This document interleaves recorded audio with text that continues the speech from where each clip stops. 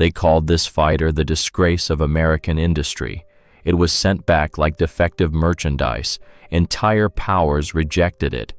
And then something happened that no general, no engineer, no expert on either side of the ocean could have predicted.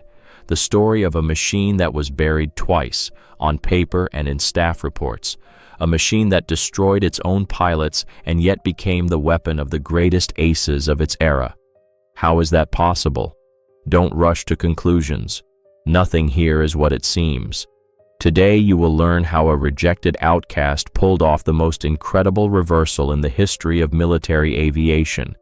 These figures shatter every common assumption about Lend-Lease. Believe me, you have never heard this about this aircraft before. Settle in and watch to the very end. Let's go. The Americans considered this fighter a mistake. The British sent it back like defective merchandise. Yet Soviet aces climbed into its cockpit and came out victorious from battles where the odds seemed hopeless. How did an aircraft rejected by the West become the terror of the eastern sky? That question still has no comfortable answer. In March of 1941, the United States Congress, at the initiative of President Franklin Roosevelt, passed the Lend-Lease Act. Officially, it was a program of aid for nations under attack by Nazi Germany and the Japanese military. In practice, it became a gigantic conveyor belt carrying ammunition, medical supplies, trucks, and combat machines across the oceans. The flow of equipment was colossal, but the polished reports concealed an inconvenient detail. Not everything shipped to the Allies was considered first-rate goods.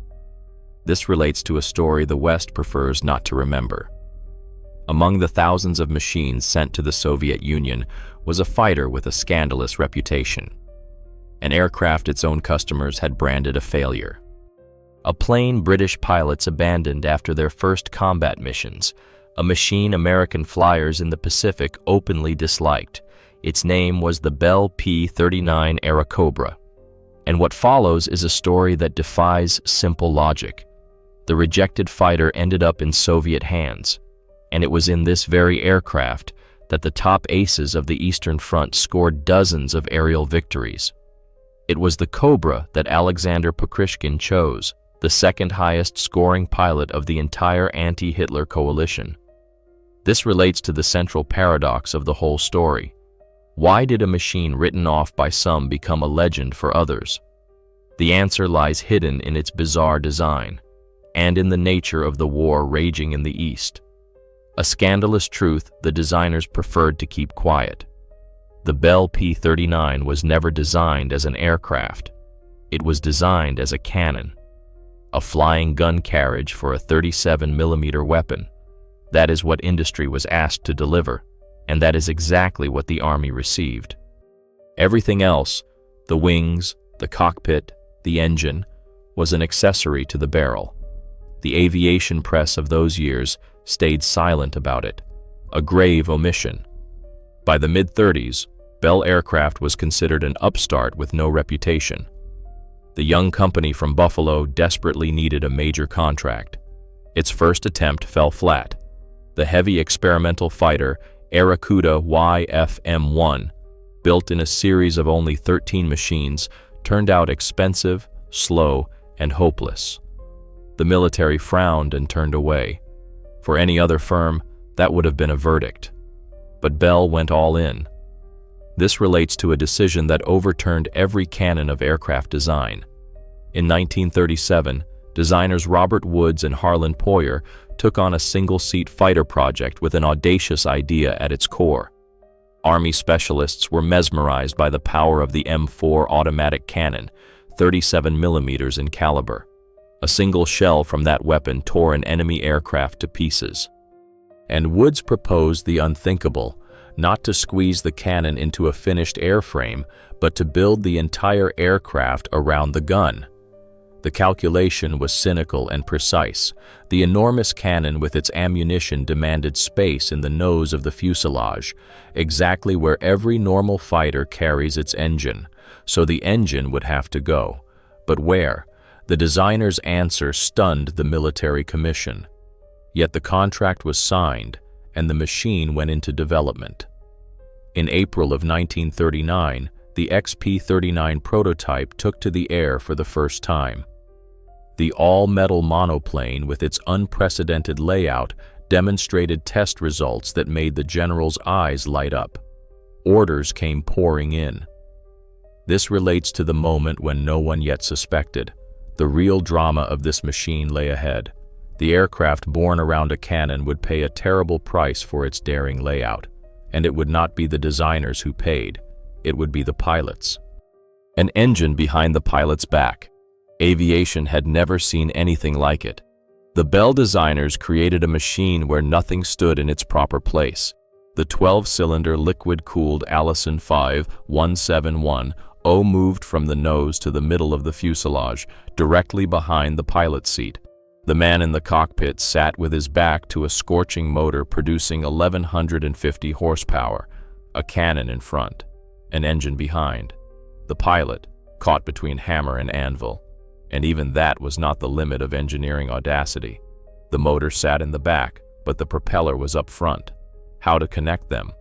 A long shaft was run through the entire cockpit, passing directly beneath the pilot's seat. A steel axle spinning at furious speed hummed under the flyer for the whole flight. Any combat damage to that shaft, and the machine turned into an uncontrollable lump of metal. The pilots knew it. They flew anyway. This relates to the most spectacular detail of the entire layout. The freed-up nose was handed over to the weapons. The 37mm cannon fired straight through the hollow propeller hub. The barrel pointed precisely along the aircraft's axis. No corrections for wing-mounted guns, no convergence range adjustments. Wherever the nose looked, that is where the shell flew. Aiming became simplicity itself. The three-bladed propeller spun around the barrel, and the sight mesmerized even seasoned mechanics. The third revolution hid beneath the machine's belly.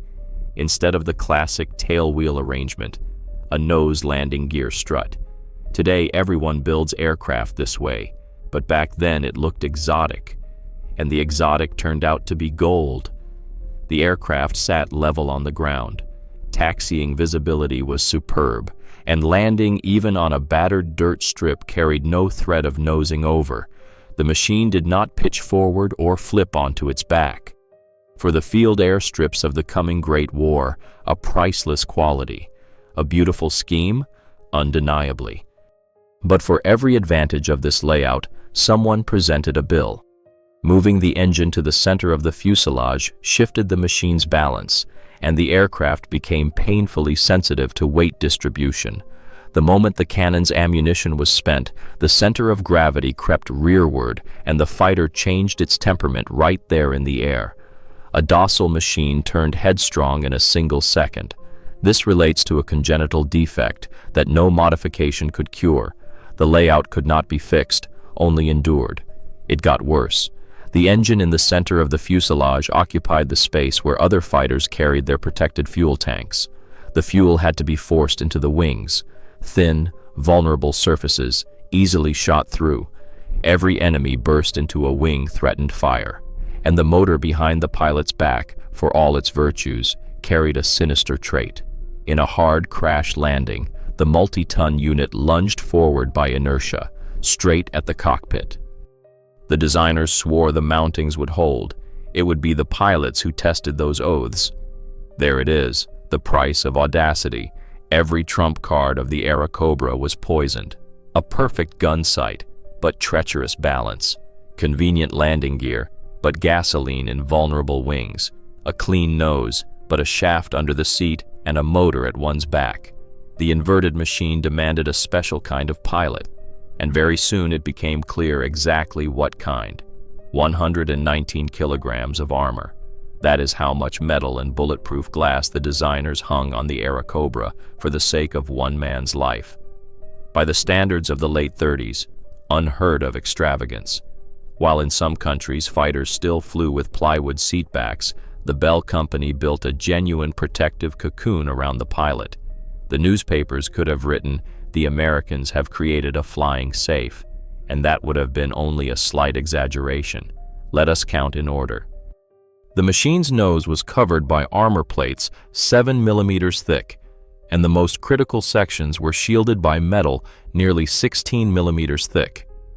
These plates met enemy fire first. A head-on attack against the Airacobra turned into a duel with an armored ram. Few fighters of that era could boast such a forehead. Behind the plates stood the bulletproof windscreen, capable of stopping a rifle-caliber bullet. The pilot looked at his enemy through a transparent fortress. This relates to the most ingenious solution of the entire protective scheme. The armored seatback in the Airacobra did double duty. Installed behind the pilot, the plate covered the man's back and simultaneously shielded the engine sitting directly behind it. One sheet of metal, two lives, the flyers and the motors. Classic fighters with nose-mounted engines could only dream of such economy. There, armor had to be scattered across opposite ends of the machine. Here, the inverted layout scored its first unqualified victory, and there was more. The designers remembered what many others forgot in their haste: attacks from behind. The rear section of the canopy was fitted with bulletproof glass, a rarity for the time. The Airacobra's pilot received all-around protection: forehead, back, neck. Add the superb visibility from a spacious cockpit with automobile-style doors on both sides, and the portrait of a machine that cherishes its master seems complete. Seems, because this armored magnificence had an Achilles heel, and the enemy discovered it quickly. The entire fuel supply sat in the wings. The thin skin of the wing surfaces could not stop even a fragment, let alone a cannon shell. And the arithmetic of air combat turned grim. The machine's body was a fortress, but its wings were a powder magazine with cardboard walls. Experienced opponents quickly figured out where to aim. A burst into the wing, and a torch lit up the sky. No 119 kilograms of armor could save a machine whose wing was burning. This relates to the cruel paradox of the entire design. The Airacobra's protection was built around the man, not around the aircraft. The pilot could walk away from a battle his machine did not survive. Cynics in the staff offices might have observed, for a country with fewer pilots than factories, the logic was impeccable. Training a flyer cost more than building a fighter, and the Bell designers set their priorities with an accountant's cold precision. One question remained, impossible not to ask. What is all that armor worth if a machine with empty tanks and spent ammunition changes its manners in mid-flight? The protective cocoons saved pilots from enemy bullets, but no armor could save anyone from the Airacobra's own temperament. And very soon the list of complaints against this machine grew, with entries the Bell Company's advertising brochures preferred to keep quiet. The most interesting part began where the armor ended. One shell, one opponent. That is the formula the entire Airacobra was built around. The M4 automatic cannon, 37 millimeters in caliber, left no second chances. A hit from such a shell tore the wing off an enemy machine, shattered its engine, chopped its fuselage in half.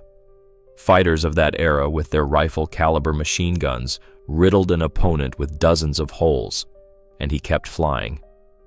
The Airacobra needed one accurate shot. The duel of calibers was won back at the drawing board. The numbers of this weapon impress even today. A shell weighing more than 600 grams left the barrel at roughly 610 meters per second. The ammunition load, 30 shells. Too few? Only at first glance. 30 rounds of the main caliber meant 30 potential victories with a master behind the gun sight. The cannon's rate of fire allowed shells to be placed in short, calculated bursts. No spraying into empty sky, only surgical work on the target. This relates to arithmetic worth saying out loud. Wherever the nose points, that is where the shell flies. Firing through the propeller hub eliminated every correction. And around the main caliber, the designers assembled an entire orchestra of fire. Above the cannon, in the nose of the fuselage, stood two synchronized heavy Browning M2 machine guns of 12.7 millimeters, a weapon that downed fighters on its own. The ammunition supply ran from 210 to 270 rounds per barrel. A burst from the heavy Browning stitched straight through duralumin and everything behind it. Yet even that seemed insufficient to the creators. The wings of early versions carried 4 more rifle-caliber machine guns of 7.62 millimeters with a solid reserve, about 1,000 rounds, 6 machine gun barrels plus a cannon. Taken together, the Airacobra's 1-second salvo turned it into a flying battery. In weight of fire per second, this machine confidently argued with any single-engine fighter of the early war, and beat many of them by a crushing score. Beneath the fuselage hung one more argument: a bomb rack. The Airacobra accepted a bomb weighing up to 227 kilograms, a 500-pounder. The fighter turned into a strike aircraft in a single second, hit the ground target, and free again for air combat. Instead of a bomb, a droppable fuel tank could be hung on the same mount, and the machine's range grew considerably. A versatility infantry commanders could only dream of. This relates also to the export page of the machine's biography. For Great Britain, the Bell Company produced a special version, the P400. The British demanded a different cannon. Instead of 37 millimeters, a 20 millimeter Hispano with 60 shells went into the propeller hub. A smaller caliber, but twice the rounds and flatter ballistics. The argument over which version hit harder ran through every squadron that received this machine. More shells, less stopping power. Everything had its price. The verdict on the armament sounded like a sentence passed on the competition. Not a single production single-engine fighter of the early 40s carried a 37 millimeter gun. Not one offered its pilot dead axis firing with no corrections. Firepower was the Airacobra's main trump card, its purpose, its justification. No wonder the machine was built around the cannon, and not the other way around. Only one small detail remained: bringing this battery within firing range without slipping into the treacherous regime the test pilots were already whispering about. Fire decided everything. But first, one had to get there. The Airacobra had its heart cut out while still at the factory. Not in combat, not from enemy fire, by its own people, on orders from its own superiors. The XP-39 prototype carried a turbocharger, a unit that forced air into the engine at high altitude and kept the motor from suffocating in the thin atmosphere. With that device, the experimental machine delivered breathtaking results. In testing, it climbed to 6,100 meters in roughly 5 minutes and accelerated to 627 kilometers per hour. For 1939, a bid for world leadership. And here begins a story that can safely be called one of the most controversial chapters of American aircraft engineering. The machine was sent for refinement to an aerodynamics committee. The specialists looked at the turbocharger's air intakes and delivered their verdict: too much parasitic drag, remove the bulges, and the aircraft will fly faster. Formally, the logic held. In practice, the machine's fate was sealed.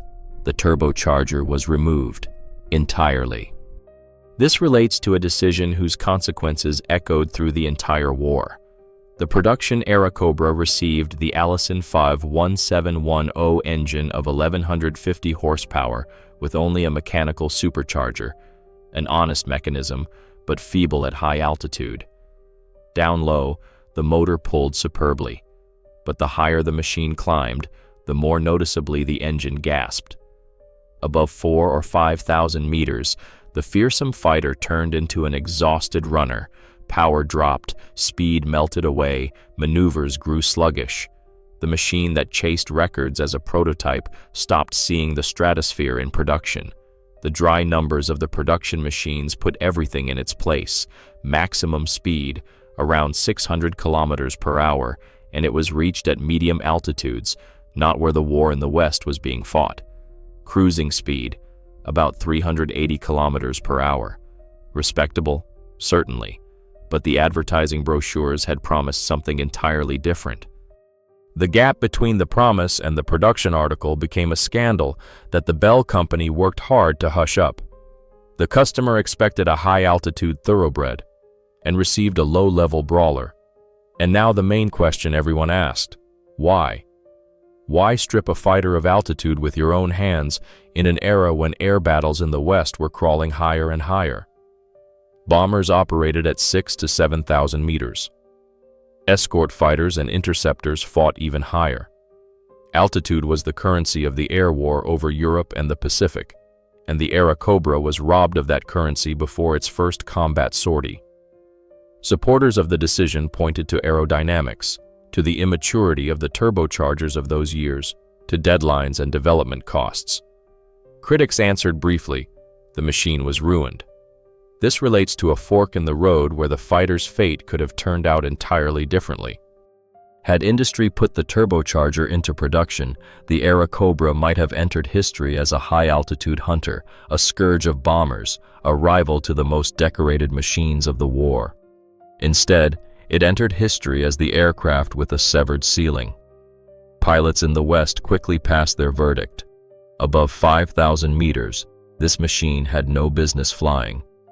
The enemy climbed away. The Airacobra stayed below, watching helplessly. For the Western theaters of war, this sounded like professional disqualification. A fighter unable to fight at altitude dropped out of the main game, out of the battles for the sky over the channel, out of the hunt for high-altitude reconnaissance aircraft, out of escorting heavy bombers. What good is a 37mm cannon if its carrier cannot catch a target that has climbed away? The question hung in the air, and the Bell Company had no answer. Contracts began to crack at the seams. But this engineering drama had a hidden second layer that no one suspected in 1941. There existed on this planet a theater of war where the air battle obeyed entirely different laws, where the fighting boiled not in the stratosphere but just above the ground, over tank columns, over river crossings, over burning cities, where the brawl raged at precisely those low and medium altitudes at which the Airacobra's amputated heart beat steadily and powerfully. The machine was robbed of altitude at the factory, but the war itself came down to meet it. All that remained was to wait for the encounter. Return to sender.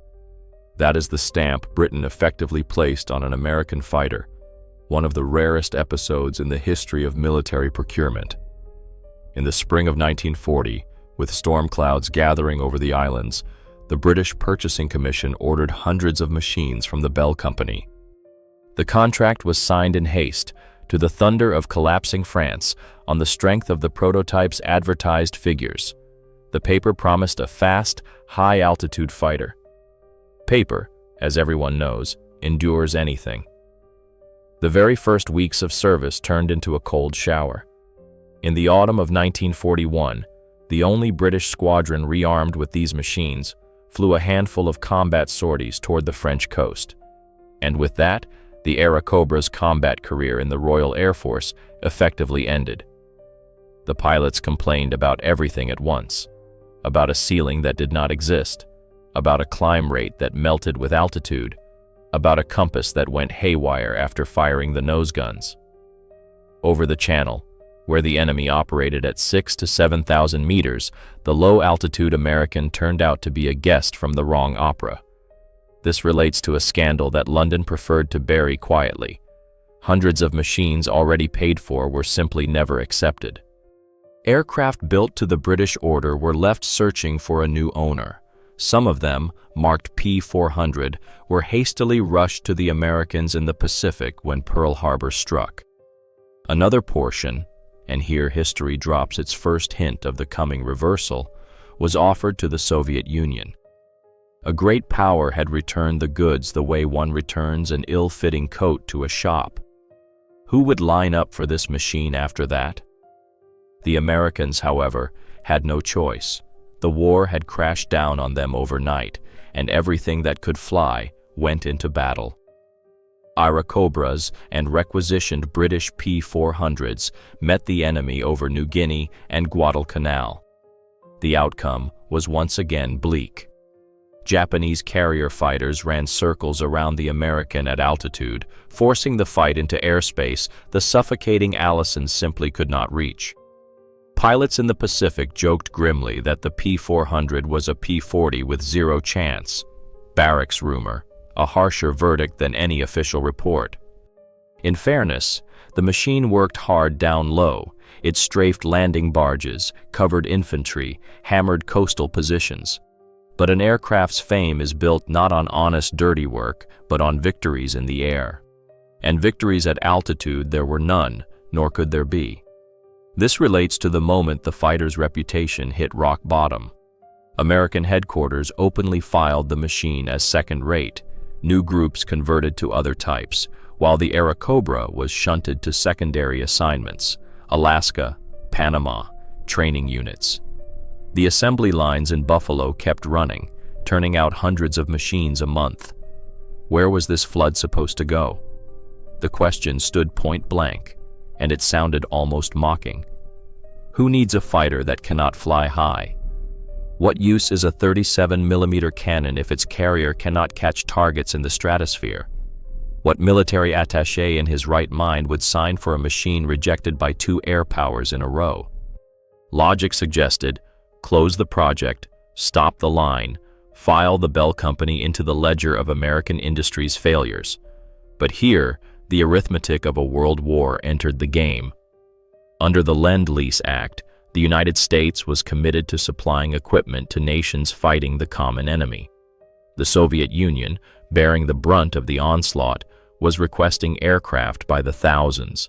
The front ground up machinery at a monstrous rate. And on the docks and assembly lines stood hundreds of Airacobras, for which the West had found no use. The equation solved itself. The unwanted fighter was shipped to where everything was taken. The first machines headed to the USSR as early as the end of 1941, initially by the roundabout route of the northern convoys, together with the British returns. This relates to an irony that took a long time to appreciate. In the eyes of Western supply officers, sending Airacobras east looked almost like disposal, palming off on an ally what they had no use for themselves. No one in Washington or London bet a single cent on this machine. No one expected anything from it beyond modest service in a supporting role. The Eastern Front received the rejected American without ceremonial speeches. The front needed barrels and engines, not speeches. And very soon, reports began arriving from the East that the West refused to believe. The written-off fighter was opening its score, and that score was growing at a frightening pace. This fighter downed its own men. Without enemy fire, without flak, without a single bullet hole, the Airacobra knew how to finish off its own pilot, and it did so with the cold indifference of a machine. Everyone who climbed into its cockpit knew the name of this threat: the flat spin. A regime the aircraft refused to leave. A regime that turned a fearsome fighter into a falling leaf, and woe to the man who failed to get out in time.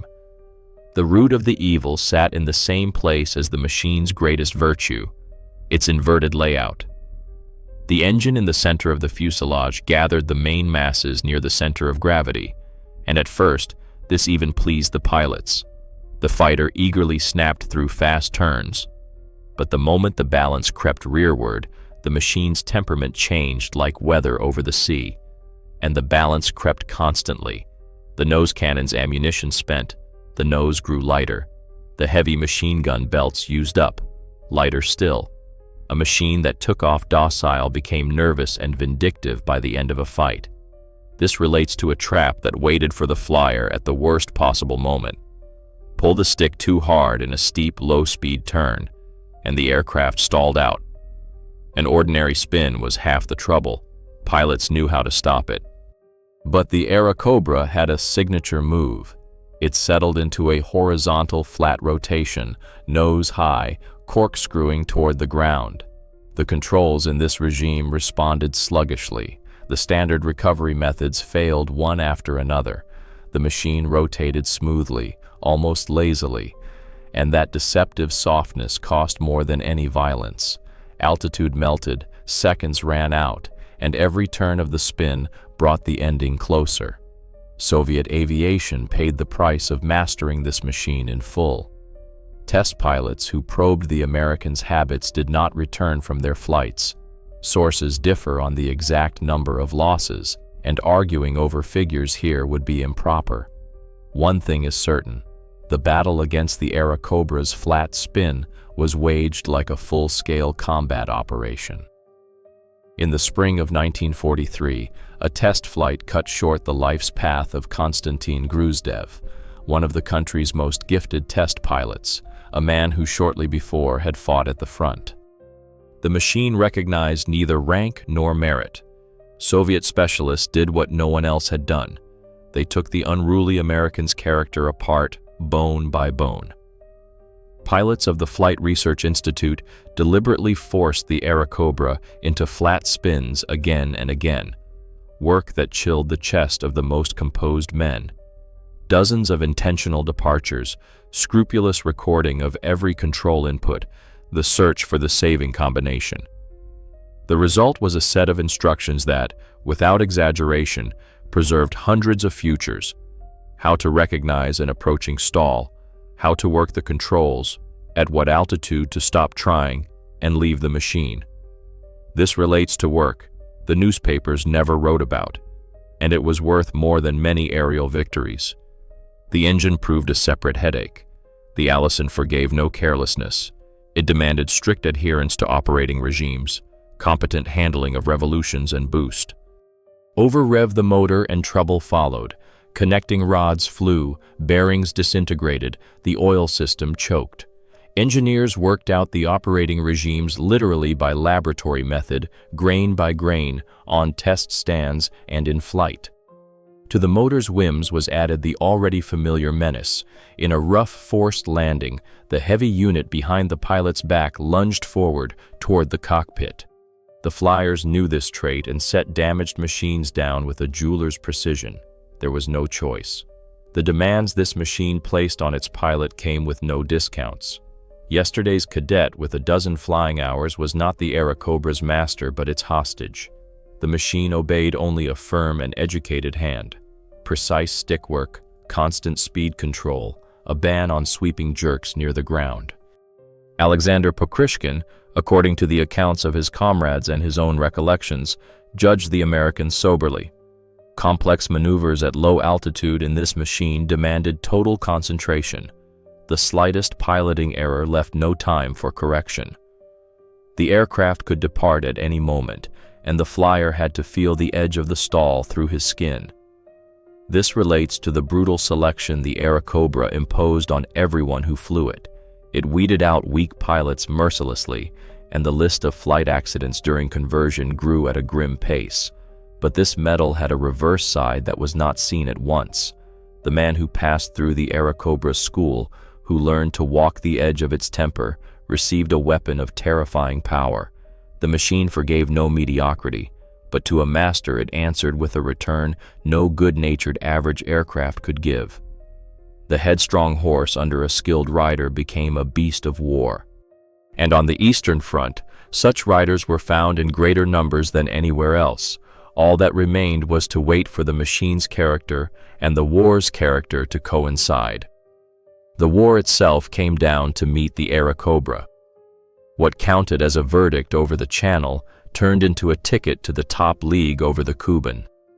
The air battles of the Eastern Front boiled at low and medium altitudes, from treetop level to 4,000 or 5,000 meters. Here, ground attack aircraft hammered the front line.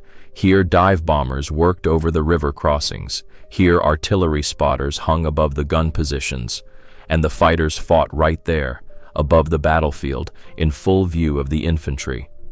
The stratosphere where the Allison suffocated interested no one in the East. The arithmetic was staggering. The machine's main vice, its collapsed altitude performance, simply vanished on the Eastern Front, as if it had never existed. Yet every virtue remained and played at full strength. At the working altitudes of the Eastern War, the Airacobra accelerated, carved its turns, and traded blows on equal terms with the best opponents. The factory-severed ceiling became invisible. The brawl went on below it. The aircraft that two powers had filed as second-rate finally arrived at the war it had been built for, without ever knowing it. This relates to a discovery Soviet pilots made very quickly. The American turned out to be packed with exactly what frontline aviation craved. First, a radio set in every machine, reliable and clear. A group leader directed the battle by voice, shaped his flight's maneuver in real time, guided his comrades onto the target. Second, visibility. The spacious cockpit with all-around glazing and automobile-style doors gave the pilot a picture of the battle that flyers of many early war machines could only dream about. Third, the salvo. A 37mm cannon fired point-blank at a bomber settled the question with a single hit. Communication, eyes, and fist. The three pillars of air combat came together in one machine. Add to this the pilot's survivability. The armored cocoon around the cockpit did its work. Flyers came back from scrapes after which the machine was written off, and a week later the man was in the sky again. The nose landing gear forgave landings on sodden field strips where tailwheel aircraft nosed over one after another. Even the notorious engine behind the pilot's back played in his favor. It shielded the man from behind, absorbing bursts meant for him. The front quickly came to value a machine that protected the most precious asset of all, a trained air fighter. And then the Soviet regiments picked up a tool the West considered unthinkable for imported equipment, the file. Literally, mechanics and pilots began reworking the American for their own war. The first casualties were the rifle-caliber wing machine guns. Their use in combat was modest, while their weight with ammunition was considerable. Off they came. The machine, lightened by dozens of kilograms, gained climb rate and agility, and the firepower of the cannon and the heavy guns remained more than sufficient. This relates to frontline ingenuity that squeezed out of the overseas machine what its creators had never foreseen. The guns were not the only things removed. Regiments lightened their machines gram by gram, surplus equipment, duplicate instruments, everything one could fight without went into storage. Squadron engineers conjured over engine adjustments, tuning regimes to specific missions. Complaints and requests flew to the factories in Buffalo, and the Bell Company, to its credit, listened. Soviet feedback worked its way into new production batches. The tail was strengthened, equipment was refined, teething troubles were cured. The customer, once treated as the recipient of second-rate goods, became the firm's most demanding and most valuable client. The chief argument for the Airacobra, however, was written not in complaint forms, but in the sky over the Kuban in the spring of 1943. It was there, in a colossal air battle, that the Guards regiments flying Airacobras went head-to-head against the enemy's elite squadrons, and broke the contest for the sky. It was there that the star of Alexander Pokryshkin blazed. His famous formula, altitude, speed, maneuver, fire, fitted the American machine's capabilities like a key into a lock. The Falcon strike from a dive, the point-blank closure, the short salvo of the full battery, and the opponent flared up from a single hit of the main caliber. This relates to a turning point the West long refused to acknowledge. A pilot flying the fighter, returned by the British, became the second highest scoring ace of the entire anti-Hitler coalition. Dozens of personal victories, 3 gold stars of a hero. An entire school grew up around Pokryshkin. His division fought on Airacobras to the end of the war, and the Guards' tally of victories ran into the hundreds. Grigory Rechkalov, more than 50 personal victories, nearly all on the Airacobra. The Glinka brothers, Alexander Klubov, Andrei Trud, a whole constellation of aces chose as their weapon the machine the West had scrapped. The skeptics could repeat whatever they liked, but numbers brooked no argument. On the Eastern Front, the rejected American beat the enemy's celebrated machines regularly, massively, and verifiably.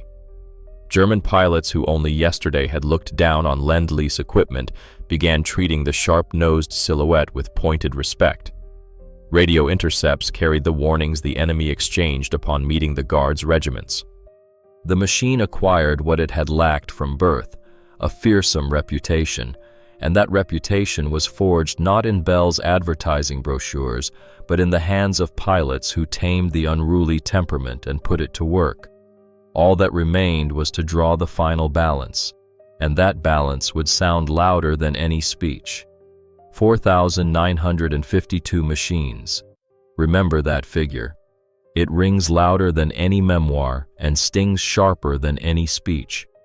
In total, the Bell factories produced 9,584 Airacobras, and more than half of the entire world production, over 50%, went to the Soviet Union. Consider that a fighter created in Buffalo for the American Army lived the main part of its biography with red stars on its flanks. No other Lend-Lease machine has a service record like it. The aircraft the West did not want to keep, the East took almost in its entirety, and not by quota, but at the front's insistent demand. That figure was assembled from supply routes, each worthy of its own saga. The first machines traveled with the northern convoys, through icy waters, under attack by submarines and torpedo bombers, in the holds of transports that were hunted relentlessly. Part of the cargo remained forever on the seabed together with the ships and their crews. Another stream moved along the southern corridor, through the ports of the Persian Gulf, across the mountains and deserts of Iran, by rail and under their own power. But the main artery became the legendary Alaska, Siberia route, the famous ALSIB. Ferry regiments accepted the machines from the Americans in Alaska and led them onward by air across the Bering Strait, across Chukotka, Kolyma, and Yakutia, thousands of kilometers over uninhabited permafrost, where a forced landing meant an ordeal not every man came through. Frost approaching 50 below, equipment failures, blinding snow squalls. The ferry pilots paid a price for every squadron delivered, and still they led the machines westward, to the front. This relates to a statistic worth pronouncing separately. The Airacobra became the most numerous foreign fighter of the Soviet Air Force, beyond competition and beyond dispute. Neither the British machines of the first months nor the other American types came anywhere near its numbers. By the middle of the war, entire fighter corps flew Airacobras exclusively. The machine marched from the Kuban to Berlin, covered offensives, escorted bombers, swept the sky over the river crossings. Guards regiments on Airacobras met the victorious spring of '45 in the very heart of Europe, and signed their names in the sky over the enemy's fallen capital, and now appreciate the reversal of fortune in its full glory. The machine began its journey as a scandal, returned British contracts, the grim jokes of Pacific pilots, the second-rate label, warehouses of unwanted airframes. The finale of that same biography, the principal fighter of an allied power, the weapon of the finest aces of the anti-Hitler coalition, hundreds of documented victories, letters of gratitude from the front to the factory in Buffalo.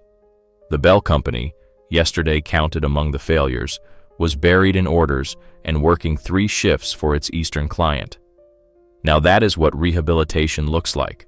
The history of technology knows no other case where a combat machine's reputation performed such a somersault, from scrap to legend in less than 2 years. This relates to 2 lessons the Airacobra taught everyone: designers, generals, historians. Lesson 1. There are no bad aircraft outside of context. There are machines that landed in the wrong war. The Airacobra was judged by the standards of the West's stratospheric battles and condemned. The Eastern Front judged it by its own laws, the laws of war near the ground, and acquitted it with honors. The same machine, the same engine, the same cannon. Only the theater changed, and the verdict turned into triumph. Lesson 2. Technology reveals itself only in the hands of a master. The Airacobra culled weak pilots and repaid the strong 100-fold. The Pokryshkin school squeezed out of the American machine everything its designers had built into it, and beyond that, everything the designers never thought to include. One question remains, and it has divided historians into two camps for decades. So what was the Airacobra? A failure of American engineering or its hidden masterpiece? Supporters of the first version point to the severed ceiling, the treacherous spin, the returned contracts, and formally, they are right. Supporters of the second answer with victory tallies, the roster of aces, and that share of half the world's production that went to the most demanding customer on the planet, and they are no less right. The truth sounds uncomfortable for both camps. The Airacobra was a mirror. To a weak pilot, it showed his weakness and punished it. To a strong one, it opened possibilities no docile machine could offer. The West looked into that mirror and turned away. The East looked and saw the weapon of victory. The final account is settled, and it cannot be contested. 4,952 machines crossed oceans and continents to prove a simple, hard truth. Labels in the history of technology are worth nothing. An aircraft written off by some became a legend for others, and that legend was earned not by advertising but by combat. The next time you hear that some machine was declared a failure, remember the sharp-nosed silhouette with the engine behind the pilot's back and the cannon in the propeller shaft. Remember the fighter that was returned as defective goods and that finished the war in formation with the very best. The inconvenient truth of this story has a name. That name is Airacobra, and that is the whole story of a fighter that entered the same war twice, first as an outcast, then as a legend. If this truth about the machine with an engine behind the pilot's back made you look at aviation history differently, hit the like button. It is the best way to say that stories like this matter. Subscribe to the channel if you are not with us yet. Ahead lie the fates of machines and men that were kept quiet for decades. Forgotten projects, secret developments, air battles that never made it into the textbooks. And be sure to press the bell. Otherwise, the new episodes will pass you by, and stories like these are not to be missed. Tell us in the comments, whose side are you on? Was the Airacobra a failure of American engineering or a hidden masterpiece that only Soviet aces managed to unlock? Your opinion is the continuation of this conversation. Thank you for watching to the very end. See you in the next episode.